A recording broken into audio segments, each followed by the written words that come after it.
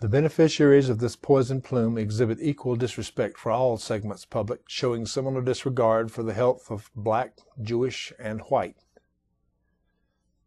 Their actions indicate these economically and politically dominant individuals believe themselves superior to the public they claim to serve. Their gross disregard telltales racial bias, which has often justified the quest for social purity at the sad expense of others who didn't measure up genetically or economically. Sadly, they believe both that only their life matters and that they are magically immune to their own poison. Their children are as sick as everybody else's. Financial convenience of countryside, toxic waste dumps, and inevitable public poisoning reflect grave disrespect for the lesser public. The life and health of those unfortunate enough to live downstream does not matter.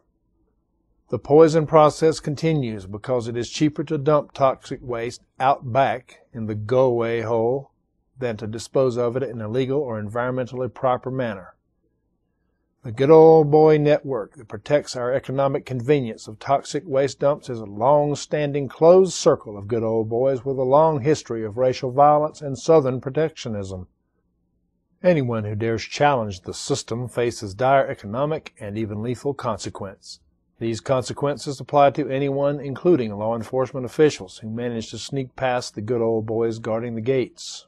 The old boy structure is a huge obstacle, spanning and preserving the status quo across legislative, executive, and judicial processes, and disrupting enforcement and prosecution. As a result, the Georgia legislature is front row center in a legal and fiscal public relations fiasco that threatens the solvency of the state of Georgia and the very lives of its citizens. The fact that it has refused to protect its own citizens and allowed the situation to escalate to an act of intrastate warfare illustrates unprecedented social irresponsibility. Fortunately, federal RICO statutes provide a template for the Georgia legislature to redirect the fiscal and social responsibility where it belongs, to the polluters and to the protectionist network.